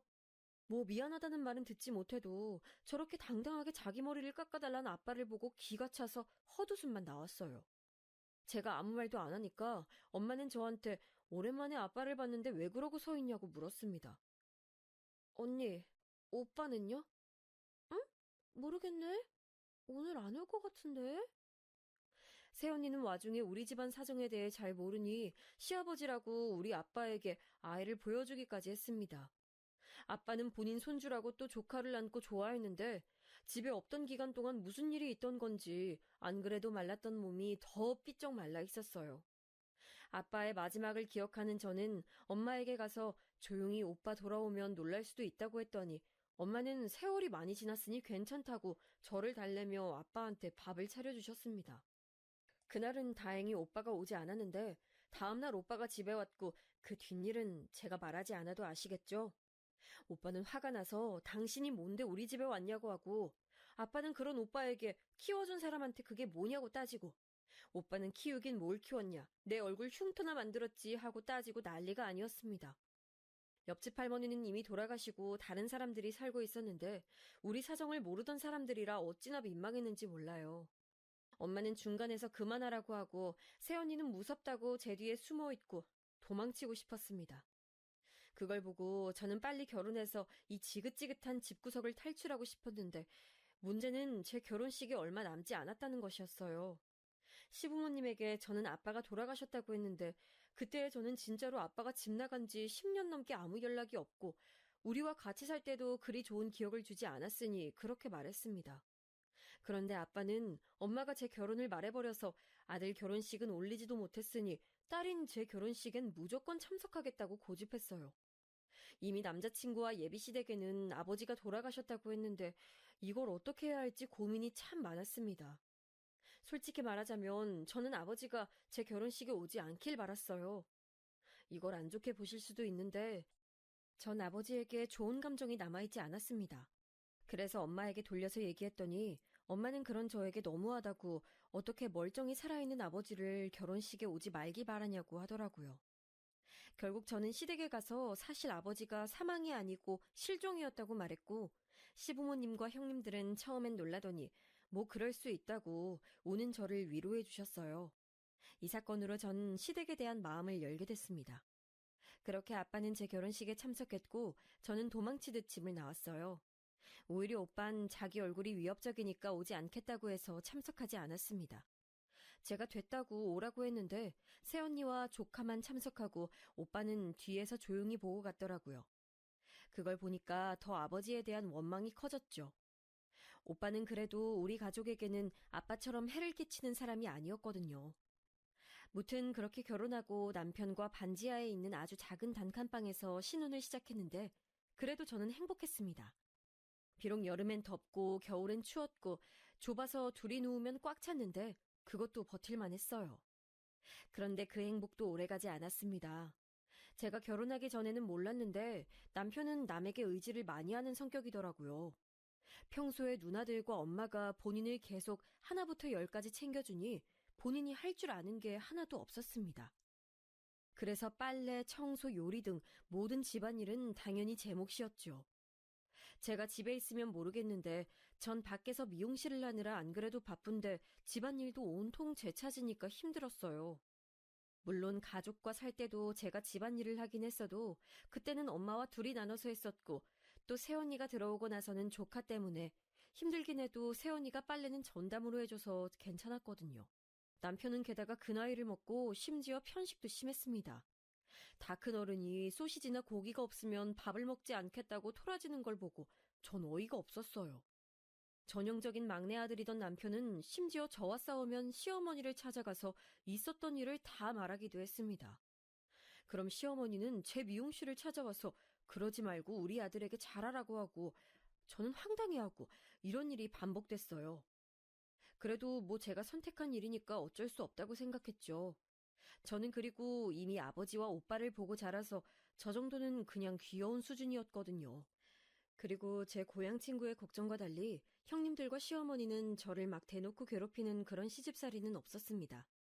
물론 저만 보면 본인 가족의 소중한 막내 아들에게 잘하라고 하긴 했는데 그냥 한 귀로 듣고 한 귀로 흘리면 될 수준이었죠. 특히 큰형님은 제 가정사를 듣고 그동안 고생 많았다고 반찬도 종종 가져다 주셨어요. 남편은 시아버지와 시장에서 채소 배달을 하니까 새벽에 나가는 경우가 많았는데 저와 완전히 생활 방식이 달랐습니다. 그래도 고기를 먹이고 잘 달래주면 나름 괜찮은 사람이라 그렇게 계속 결혼 생활을 지속했는데 1년이 지나고 저는 임신하게 됐어요. 고향 친구가 먼저 임신해서 아이를 낳았었는데 친구는 입덧이 전혀 없었다고 해서 저도 속으로 제발 입덧이 없길 빌었는데 불행하게도 저는 아주 심한 입덧을 겪었어요. 미용실은 결국 출산 전까지 닫기로 했고 집에서 힘들게 퇴교했는데 그래도 제가 임신했다고 친정에서 엄마와 새언니가 음식을 해서 찾아와줘서 고마웠죠. 그렇게 저는 첫째를 낳았는데 아들이었습니다. 아들을 낳으니 시댁에서 너무 좋아하셨는데, 물론 우리 애를 예뻐해 주시는 건 좋았지만 제 아들의 엄마는 저잖아요. 그런데 마치 시어머니는 제 아이가 당신 아들인 것처럼 자꾸 행동해서 약간 곤란했어요. 그리고 무엇보다 우리 아들이 제 판박이라 데리고 나가면 어른들이 오히려 엄마와 똑같다고 혼자 낳았냐고 할 정도였는데, 시어머니는 자꾸 본인 아들과 똑같다고 하셨습니다. 물론 아빠니까 아들과 닮을 수는 있는데 거기서 멈추지 않고 본인과 손자가 닮았다고 자기네 집안 자식이라 너무 좋다고 하시는데 기분이 좋진 않더라고요. 그전까진 시댁에서 저를 한 번도 거슬리게 한 적이 없었는데 아이를 낳고 기분 상하는 일이 많이 생겼습니다.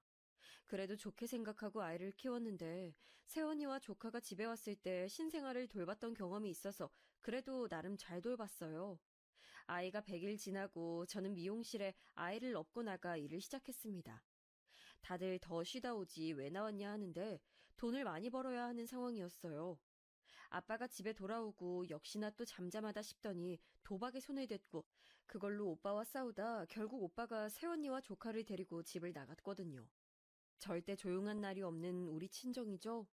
엄마는 미용실에 와서 하소연하고 새언니도 절 찾아오고 저는 뒤에는 아기를 업고 귀로는 하소연을 들으며 손님들의 비위를 맞추며 일을 했습니다.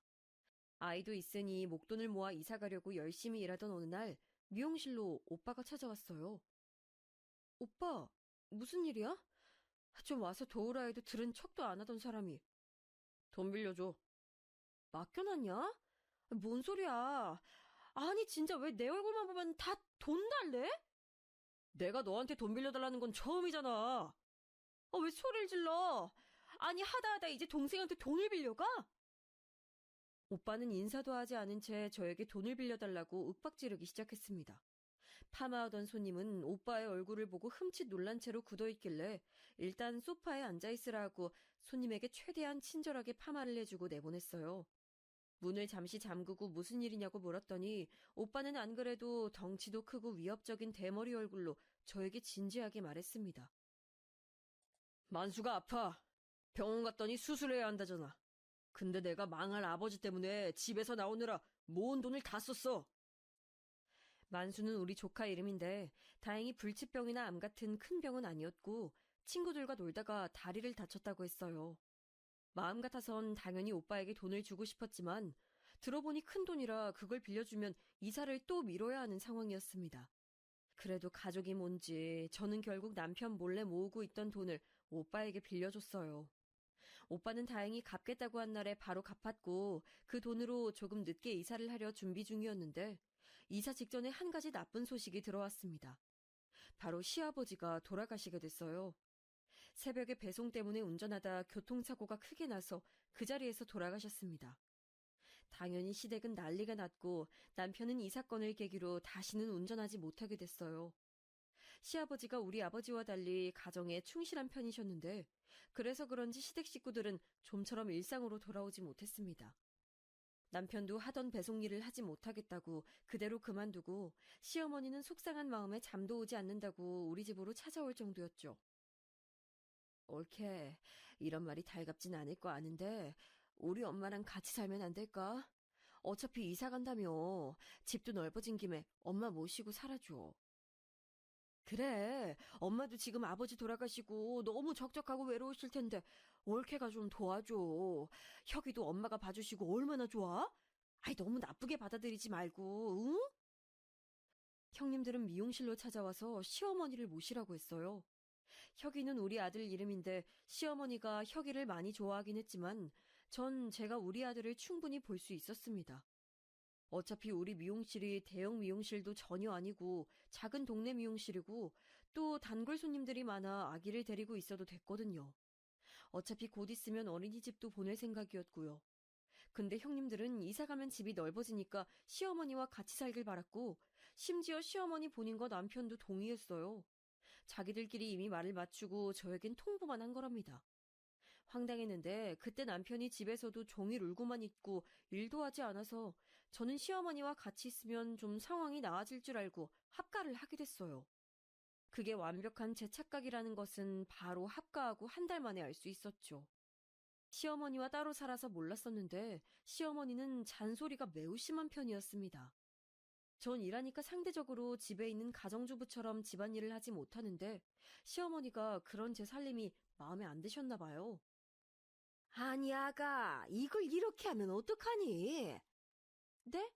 아, 그거 이따 제가 퇴근하고 할게요. 그냥 두세요. 이걸 어떻게 그냥 두니?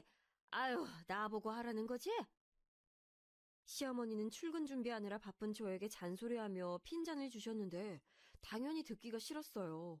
그래도 남편이 시어머니가 옆에 있으니까 예전처럼 집에서 울고만 있진 않아 다행이었습니다. 시아버지의 죽음은 저도 당연히 안타깝게 생각하는데 남편은 유독 거기서 빠져나오질 못했어요. 일하는 게 무섭다고 집 밖으로 나갈 생각도 하지 않았는데 고향 친구는 그런 남편을 보며 그게 다 제가 돈을 벌어오니까 마음이 편해서 그렇다고 하더라고요. 제가 남편에게 답답해서 일할 생각은 없냐고 하면 지금 본인을 무시하는 거냐고 화를 내기도 했죠. 심지어 그런 남편은 제가 그렇게 싫어하던 우리 친정아버지와 비슷해졌는데 바로 도박에 빠졌습니다. 이쯤 되니까 도박에 무슨 매력이 있길래 그렇게 남자들이 도박에 빠지는 건지 궁금할 지경이었어요. 힘들게 일해서 벌어온 돈으로 자꾸 도박하고 돈을 잃으니 전 예전에 엄마가 하셨던 것처럼 옷장 구석에 돈을 숨겨놨는데 그걸 또 찾아내서 도박하러 나가더라고요. 화가 나서 따지면 시어머니는 심지어 뭐라고 하셨는지 아세요? 아버지 잃고 힘든 애한테 도대체 왜 그러니? 돈 받나고 유세 떠는 거야? 시어머니가 저렇게 말하면 남편은 또 슬픈 표정을 하며 눈물까지 보였습니다.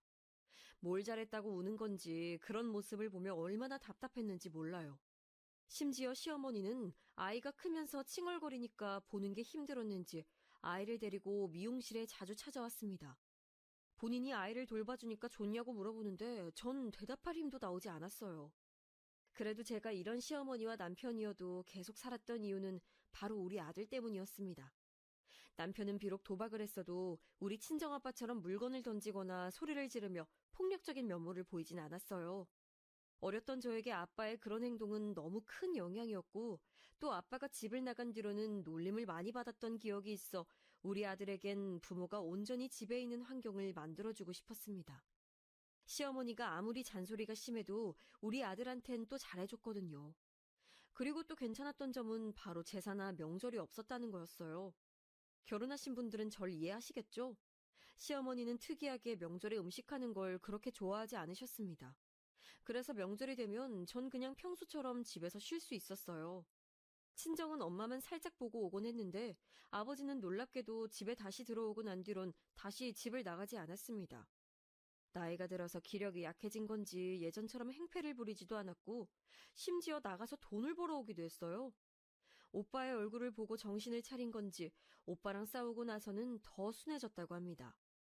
엄마는 오빠 아들과 제 아들을 보면 너무 좋아 어쩔 줄 몰라 하셨는데 그래도 예전처럼 울상으로 있는 게 아니고 엄마 인생에도 웃을 날이 있다니 그걸 보고 얼마나 뿌듯했는지 몰라요. 그렇게 제 인생에도 드디어 평화가 찾아오나 싶었는데 남편과 시어머니가 그걸 가만두지 않았죠. 앞서 말했듯 제 미용실은 동네에 있는 작은 소규모의 미용실이고 의자도 3개가 전부랍니다. 그러니 단골이 많아도 버는 돈이 그렇게 많지 않았어요. 종일 손님들을 상대하며 서 있는 게 결코 쉬운 일이 아닌데 그렇게 열심히 벌어서 돈을 모아도 남편이 자꾸 그 돈을 빼내서 도박하니까 전 미용실에 돈을 숨겨놨었습니다. 그런데 남편은 제가 예전처럼 돈을 주지 않으니까 미용실까지 찾아와서 돈을 달라고 하더라고요. 동네 창피하게 직장도 없는 남편이 제 미용실까지 와서 돈을 달라는 걸 차마 눈뜨고 볼 수가 없었습니다. 제발 나가서 무슨 일이라도 해봐. 막노동이라도 하면 안 되겠어? 어머님도 같이 사는데 나 혼자 너무 힘들어. 지금 나한테 눈치 주는 거야? 당신이 돈 벌면 다야? 남편과 부부싸움도 점점 늘어났고 시어머니는 그럴 때마다 우리에게 와서 서로 이해하고 살아야 한다며 저에게 남편에게 눈치를 주지 말라고 했어요. 한숨이 나왔지만 그래도 제가 뭐라 하니까 남편이 눈치가 보였는지 집에서 집안일을 조금씩 하기 시작해서 제가 조금 숨통이 트였습니다. 그때부터 혹시 모를 나중을 대비해서 돈을 진짜 죽어라 모았어요. 남편과 시어머니 용돈을 제외하고 최대한 아낄 수 있을 만큼 아껴서 통장에 돈을 차곡차곡 모으니까 모으는 재미도 있었습니다. 친정도 못 사는 건 마찬가지였지만 그래도 제가 시어머니와 힘들게 사는 걸 아니까 돈을 달라고 막무가내로 찾아오거나 그러진 않았어요. 일부러 미용실 운영 시간도 늘려서 아침에 빨리 가고 더 늦게 퇴근하며 돈을 3천만 원을 만들게 됐습니다.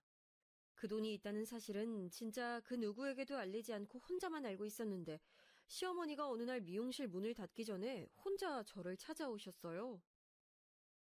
어머니, 무슨 일이세요? 저 지금 바로 집에 가려고 했어요. 조금만 기다리시지. 아니, 며느라. 아유, 한 번만 도와주렴. 아유, 어떡하니? 무슨 일 있으세요? 왜 그러세요? 말씀하세요. 아니, 혹시 돈 모아둔 거 있니? 내가 너무 급한 일이 생겼는데 급전이 필요해. 딱 한 달만 있으면 내가 갯돈을 받는 달이라 갚을 수 있어. 돈이요? 어느 정도로 필요하신데요? 혹시 남편이 사고 쳤나요? 내가 진짜 이 사람을. 아니야, 아니야. 아들은 죄 없어. 3천 정도 있을까? 진짜 미안하다. 내가 그래도 다음 달에 꼭 갚을게. 시어머니가 저한테 저런 표정과 말투로 말하는 것도 처음이라서 놀랐는데 3천이라는 큰 돈을 원해서 더 놀랐습니다. 이유를 물어봐도 절대 알려주지 않았고 그래도 남편 때문은 아니고 오히려 모르니까 저에게 비밀로 해달라고 하셨어요. 그렇다고 제가 죽어라 모은 돈을 바로 빌려줄 순 없으니 고민했는데 시어머니는 눈물까지 보이며 부탁하셨습니다. 한 달 뒤에 바로 갚을 수 있다고 저에게 본인 계모임에 대해 말했는데 그 모임은 저도 아는 모임이었어요. 일단 집으로 가서 같이 밥을 먹고 잠자리에 들었는데 저는 고민하느라 쉽게 잠들 수가 없었습니다. 비록 같이 살기 시작했을 때 시어머니가 잔소리 때문에 저를 힘들게 한 건 분명 맞아요. 그런데 요즘은 저 대신 청소도 하고 아이를 많이 봐주시긴 했습니다. 그래서 고민 끝에 시어머니에게 빌려주게 됐어요. 고맙다, 고마워. 내가 진짜 한 달 후에 꼭 돌려줄게. 시어머니와 단둘만 아는 약속 끝에 3천이라는 큰 돈을 빌려줬는데 시어머니는 한 달이 지나도 돈을 돌려주지 않았습니다. 어머니, 주시기로 하셨잖아요. 갑자기 이러시면 어떡해요. 저 그 돈 모으느라 진짜 얼마나 고생했는지 아세요? 아유, 넌 직업도 있잖아. 다시 모으면 되는 거 아니야? 안 그래도 머리 아픈데 왜 그래? 3만 원도 아니고 3천만 원인데 그 돈을 그냥 가져가시면 어떡해요. 제가 밥도 제 시간에 못 먹고 잠도 줄여가면서 죽어라 일해서 번 돈이라고요. 아우, 몰라. 돈이 없는데 그러면 어떡해. 배째, 몰라, 없어. 진짜 아무리 제가 웬만한 일에 화를 내지 않아도 이건 아니지 않을까요, 여러분? 결국 남편에게 시어머니가 돈을 빌려가서 돌려주지 않는다고 말하게 됐습니다. 남편도 나서서 왜 그러냐고 돈을 돌려달라고 했는데 시어머니는 끝까지 돈이 없다고 거절했어요. 형님들에게도 알리니까 형님들은 오히려 그 돈이 뭐라고 시어머니에게 그난리를 치냐며 저한테 오히려 뭐라 했습니다. 시어머니와 돈 때문에 다툼이 잦아졌고 결국 시어머니는 작은 형님네 집으로 도망치듯 집까지 나갔어요. 어차피 우리 집이고 나갔으니 속은 시원했지만 제 돈은 돌려받지 못한다는 사실 때문에 일하다가도 눈앞이 깜깜해지고 속이 꽉 막히는 기분이 들었습니다. 작은 형님은 분식집을 하고 있었는데 저에게 미용실을 잠깐 닫고 오라고 연락을 하더라고요. 올케, 나도 올케가 화난 건 알겠어. 그런데 우린 가족이잖아. 서로 돕고 사는 거지. 안 그래? 사람이 살다 보면 이런 일도 있고 저런 일도 있는 거야. 아니, 제가 죽어라 번 돈이에요.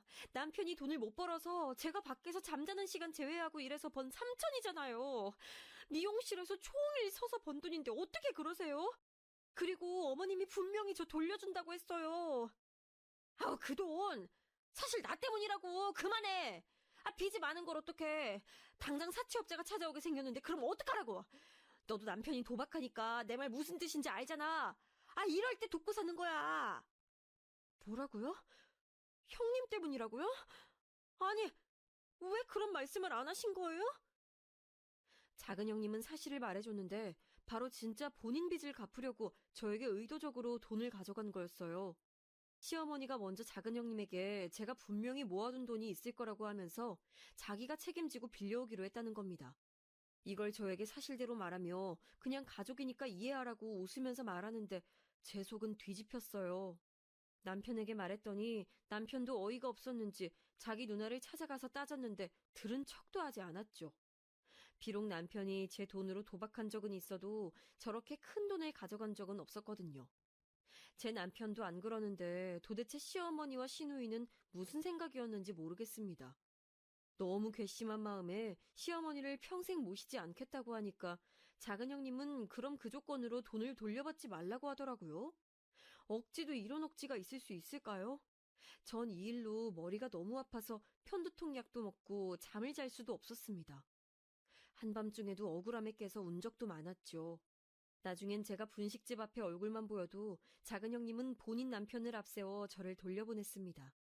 만난 김에 돈을 돌려달라고 하면 오히려 돈이 없다고 윽박지르며 밀쳐서 넘어지기까지 했어요. 제가 너무 힘들어하니까 남편도 같이 가서 따졌는데 시어머니는 돈이 없다는데 왜 자꾸 이러냐고 분식집 부엌에 있던 애호박을 던져서 제 머리에 맞기까지 했습니다. 그걸 보고 남편이 왜 이러냐고 따지니까 남편한테까지 뭐라 하더라고요. 이렇게 찾아가서 돈을 달라고 해도 오히려 적반하장으로 나오니 제 스트레스는 점점 심해졌습니다. 그러다 새언니가 연락이 와서 만났는데 제가 저 일 때문에 너무 힘들어서 밥도 먹지 못해 살이 5kg가 빠졌더니 새언니는 화들짝 놀라며 무슨 일이 있었냐고 물었습니다. 저는 울면서 사실을 말했더니 새언니가 왜 그걸 가만히 있냐고 하더라고요. 그럼 어떡해요? 나 진짜 너무 억울해서 살도 빠지고 밤에 잠도 못 자고 있어요. 요즘은 머리까지 빠지고 있어요. 미칠 것 같아. 희선아, 너희 오빠 직업 몰라? 야, 내가 이 인간하고 살면서 제일 좋은 점이 뭔지 알아? 아무도 날 안 괴롭혀. 새언니의 말을 듣자마자 저는 머리를 한 대 맞은 기분이 들었습니다. 네, 저도 오빠 덕분에 학창시절을 아주 편하게 보냈잖아요. 저는 그 길로 바로 새언니를 따라 오빠네 집에 가서 오빠한테 울며 부탁했어요. 그랬더니 오빤 역시나 고등학교 때 그랬던 것처럼 저를 이끌고 바로 작은 형님이 운영하는 분식집으로 갔습니다. 오빤 안 그래도 위협적으로 생겼는데 그 험악한 인상을 할 수 있는 만큼 구기며 등장했어요. 내 동생 돈 훔쳐간 놈들 나와! 아니 이 사람들아, 난 사돈이고 뭐고 그런 거 전혀 없어. 나와! 내 동생 3천만 원 내놔! 뭘 쳐다봐. 돈 줄 거 아니면 쳐다보지도 마. 오빠는 몸통도 매우 큰 편이고 목소리도 우렁찬데 그런 몸집과 목소리로 소리를 고래고래 질렀어요. 그런 오빠를 보고 안에 있던 손님들은 나가기 시작했고 작은 형님은 카운터 뒤에서 나오지도 않고 숨어 있었습니다. 오빠는 그렇게 깽판을 칠 수 있을 만큼 제대로 쑥대밭을 만들었어요. 그러자 작은 형님은 급기야 나중엔 저에게 돈을 갚을 테니 그만하라고 빌기 시작했습니다. 시어머니도 옆에서 바로 그 돈을 갚을 테니까 저 깡패를 내보내라고 하셨죠. 당장 돈 갚아요. 분명 한 달 뒤에 갚는다고 어머님이 그랬어요. 돈 내놓으라고요. 알겠어. 갚을게. 그러니까 네 오빠 좀 말려봐. 미치겠다. 손님들 다 나가자니. 저기요. 의자 그만 던져요. 누구한테 큰 소리야? 그럼 당신이 내 동생 돈 먼저 갚아. 확! 알겠다고 갚는다고. 진짜. 아가, 갚을게. 그러니까 제발 그만 소리 지르고 저 사람 밖으로 내보내주렴. 진짜 마지막 부탁이야. 저는 시어머니가 빌다시피 말하니까 그걸 마지막 기회라고 하고 오빠를 진정시켰어요. 오빠는 마지막까지 가게 앞에서 당장 돈 갚아 소리를 지르고 떠났습니다. 이 뒤로 어떻게 됐냐고요? 여러분, 놀라지 마세요. 바로 다음 날 돈을 받게 됐습니다. 돈이 없어서 저에게 돌려주지 않았던 게 아니고 있는데 안 준 거였어요. 심지어 그 돈도 안 주려고 했었는지 우리 오빠가 다음 날 다시 가게에 갔더니 사색을 하며 돈을 줬습니다. 오빠 말론 돈을 줄 때까지 찾아가서 따질 생각이었다고 해요. 돈을 돌려주지 않으면 그땐 오빠 혼자가 아니고 똘마니들을 데리고 깽판 치려고 했는데 다행히 가게가 박살나는 게 두려웠던 시어머니와 작은 형님은 바로 돌려줬습니다. 남편은 안 그래도 어머님이 제 돈을 가져가서 갚지 않은 것에 실망했는데 있으면서 안 줬다는 사실을 알자 본인도 너무한다고 하더라고요. 시어머니는 우리 오빠가 깡패라는 소식을 알고 무서웠는지 저에게 연락해서 따지지도 않았습니다. 이렇게 쉬운 방법이 있다니 저는 왜 그걸 모르고 찾아가서 돈을 달라고 빌고 있었을까요? 오빠 때문에 학창시절엔 깡패 동생이란 말을 들으며 힘들었는데, 이젠 오히려 이렇게 돈을 다시 돌려받을 수 있도록 도움을 받다니 너무 신기했습니다. 시어머니는 그 사건 이후로 우리 부부와 아예 연락을 끊으셨어요. 그렇게 아들 사랑이 지독했으면서 남편이 연락해도 받지 않았습니다. 형님들도 저희 부부를 건들지 않았고, 오빠 덕분에 어렸을 때처럼 아무도 제 신경을 건들지 않으니 참 마음이 편하네요. 제가 이 얘기를 엄마에게 했더니 엄마는 오빠를 그런 식으로 써먹으라고 하더라고요. 오빠한텐 고마워서 조카랑 맛있는 거 먹으라고 용돈을 조금 줬어요. 그러면서 어떻게 내 한마디에 바로 와서 따질 수가 있냐고 했더니 오빠는 예전에 제가 조카 병원비를 대줬던 걸 얘기했어요. 그때 한숨 쉬며 큰 돈을 주었던 게 기억나서 속으로 무슨 일이 있어도 제 부탁은 들어주려고 마음먹었다고 하며 제가 시어머니에게 준 돈이 얼마나 고생하며 번 돈인 걸 아니까 지나칠 수 없었다고 합니다. 이런 게 시댁에서 계속 말하던 가족 아닌가요? 돈을 빌려가서 갚지 않는 게 아니고 힘들 때 도와주는 게 가족이죠. 오빠의 성격이 다소 충동적이고 욱하는 성질이 있는데 그게 이번 기회에는 아주 고맙게 적용된 거죠. 지금은 그래서 너무 편하게 잘 살고 있답니다. 우리 친정 부모님도 나이에 비해 아주 정정하시고 아버지는 집으로 돌아오고 정신 차려서 이제 더 사고를 치지도 않아요. 남편도 제가 돈을 달리고 고통받던 걸 옆에서 보더니 자기도 나가서 돈을 벌기 시작했습니다. 운전이 무섭다고 피하던 사람이 무려 지금은 운전하며 돈을 벌고 있어요. 택배 일을 시작했는데 본인의 적성에 맞는 것 같다며 매우 좋아하고 있답니다. 제 사연은 여기까지인데 어떻게 잘 들으셨는지 모르겠어요. 인생 살면서 가장 통쾌했던 얘기라 지금도 그날을 생각하면 너무 즐겁거든요. 여러분도 들으시면서 약간이라도 웃으셨길 바라며 제 사연은 마칠게요. 들어주셔서 감사합니다. 건강관리 유의하시고 행복한 인생 사시길 바라요.